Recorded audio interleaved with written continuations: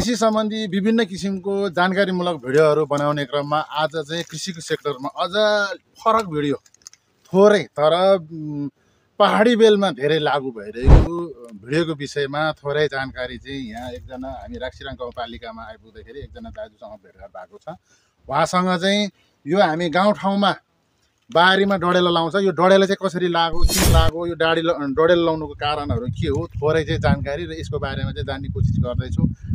यो सम्बन्धी भिडियो चासो राखेर कृषि सम्बन्धी चासो राखेर हेर्न खोज्ने बुझ्न खोज्ने साथीहरूको लागि चाहिँ आजको विशेष भिडियो हुनेछ भन्दै आजको भिडियोमा लाग्नेछु। नमस्कार, म नेपाली कृषक उस्मान भएबा हेटौँडा 19 नेवारपानी मकवानपुर बागमती प्रदेश नेपालबाट। आज चाहिँ म यही जुन तपाईँसँग अघि बाचा गरेको भिडियो छ उहाँको विषयमा चाहिँ बुझ्ने कोसिस गर्दैछु। पहिला सुरुमा चाहिँ उहाँसँग म आफ्नो परिचय लिन चाहन्छु। तपाईँको स्वागत छ। नमस्कार। नमस्कार। तपाईँको परिचय पाउनु। मेरो गोकुल थिङ राक्सिराङ गाउँपालिका वार्ड नम्बर 2 नम्बरबाट भाटी। हजुर, भाटी भन्ने ठाउँ हो। ए, अनि तपाईँहरूले यो छ नि यो भाटी भन्ने एरियामा म चाहिँ अलिक ठ्याक्कै यो अहिलेको समय भने चैतको समय है। चैतको समयमा तपाईँहरू चाहिँ आगामी वर्षको लागि के भन्छ यो कृषिको जुन बालीहरू लाउने समय हो, यो समयको लागि जमिन तयारी गर्दाखेरि चाहिँ मैले देख्दाखेरि यसो ब्याकग्राउन्ड सबै ठाउँमा जहाँ देख्दै पनि डडेलो लगाइरहेको देखियो कि होइन। यो धेरै समय अगाडिदेखि देख्दै पनि आइरहेको थियो। यो डडेलो लाउँदाखेरि चाहिँ के कुरामा फाइदा हुन्छ त्यसको बारेमा पनि थोरै डडेलो लाउँदाखेरि तपाईँको अब यसमा झारपातहरू हुन्छ, त्यसलाई डढाउने। झारपात भन्नाले पहिलाको पुरानो ढोडहरू काठपातहरूलाई डढाउने।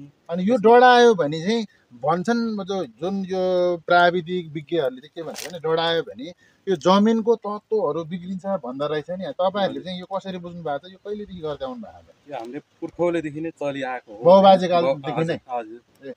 यो गर्दाखेरि चाहिँ तपाईँले के कुरा फाइदा हुँदो रहेछ सर तपाईँले जानेको चाहिँ? यसमा चाहिँ हामीले देख्दाखेरि होइन, हेर्दाखेरि सरसरी डडेलो लाउने ठाउँमा झार पनि त्यति नआउने, मलजल पनि हुने। मल हुने भन्नाले यसमा चाहिँ के कुरा बनाउनु? बिरुवाहरू राख्नु पर्यो भने होइन, कोदोको भयो केहीको बिरुवा राख्दाखेरि चाहिँ यसमा राम्रो उब्जनी हुन्छ भन्ने चाहिँ लाग्छ मलाई। अरू ठाउँमा भन्दा राम्रो निस्किन्छ। ए, त्यो भएको कारणले चाहिँ हामी यो पहाडी बेलमा चाहिँ डडेलो लाउँछौँ। डडेलो लाउँदाखेरि अनि फेरि तपाईँको बारीमा लाउने डडेलोले गर्दाखेरि त कुनै जङ्गलतिर त क्षति त पुग्दैन नि? पुग्दैन, जङ्गलमा हामी लाउँदैनौँ होइन, बारीमा मात्रै। बारीमा सुरक्षित आफ्नो एरियामा। भनेपछि तपाईँले यो मलहरू बारीमा सार्नुभन्दा पहिल्यै यो डडेलो लाउने हो कि मलहरू सारिसकेपछि?